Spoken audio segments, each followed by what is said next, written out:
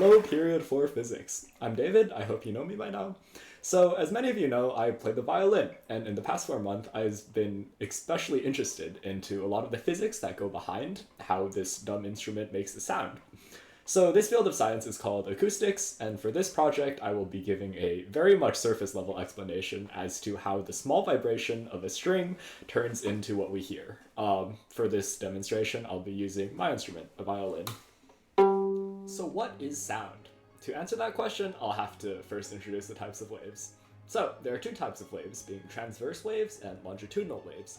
Transverse waves travel perpendicular to the direction of the wave, and longitudinal waves move parallel to the direction of the motion of the wave. So you can think of a vibrating string as a transverse wave, since the string goes side to side, which is perpendicular to the length of the string, and a slinky, which I do not have with me but will be on the screen, as a longitudinal wave, where the segments move up and down in the direction of the motion of the slinky as a whole. So in sound, the string on the violin itself doesn't make any noise, surprisingly.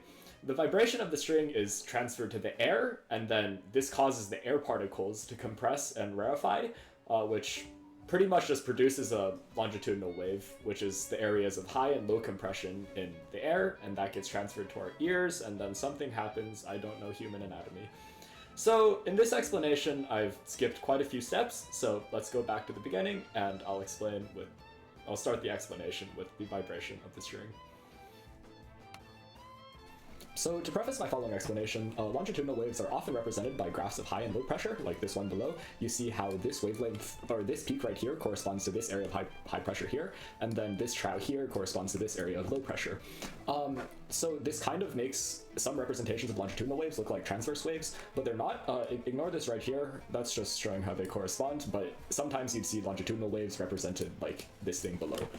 So a violin string is what we call a standing wave, we as in the physics community. So by the technical demonstration of a standing wave, it is a wave that oscillates in time, but whose peak amplitude profile does not move in space. Now I barely know what that means, and I don't expect you to either.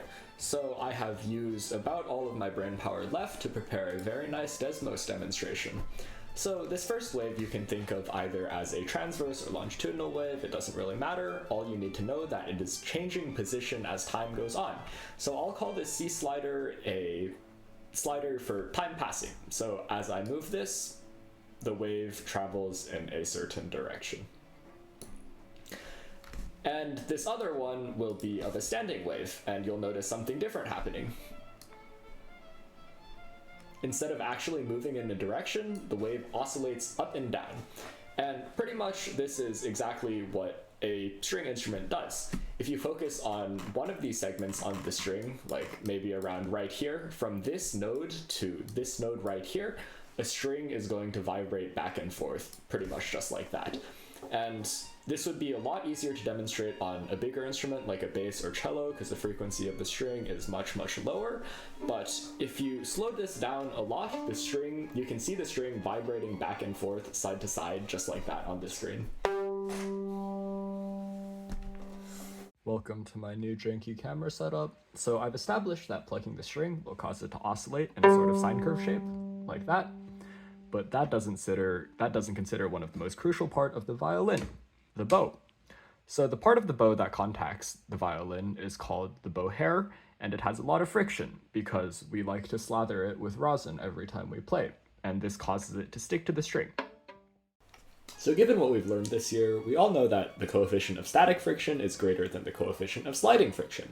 When the bow is stuck to the string and wiggling back and forth, like I just did, that is the static friction of the bow hair.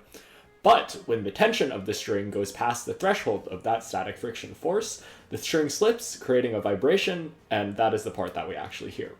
The sound that we actually hear in violin playing comes from the bow and string alternating between sticking and slipping. So this can be very crudely demonstrated by bowing the violin at a very slow and constant speed.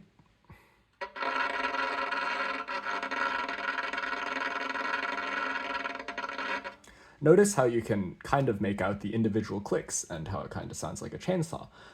But each one of these clicks actually corresponds to one cycle of the string vibration. When this speeds up, it creates an actual audible pitch because the frequency of the vibrations become enough to make the pitch. So that's a G. Hi, I'm back 2 hours before this project is due. So since I don't have the proper equipment to measure the shape of the vibration of the string, that needs like light, laser sensors or something or another, I can roughly see the vibration of the string by recording the analog signal recorded by my microphone over there. So if I just play a note on here and record that,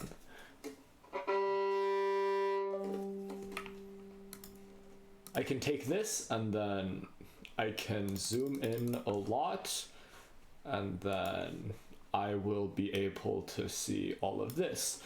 So as you might be able to notice, this is a repeated pattern. You see this same spiky sort of shape over and over again.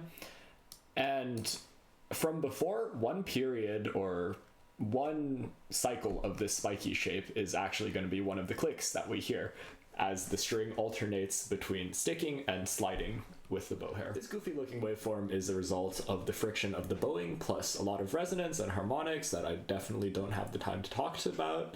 But the shape of this waveform is what gives the violin its character. It's what distinguishes a note from the violin from just a pure sine tone. Now, to get some actual physics in the video, let's turn our violin into a projectile.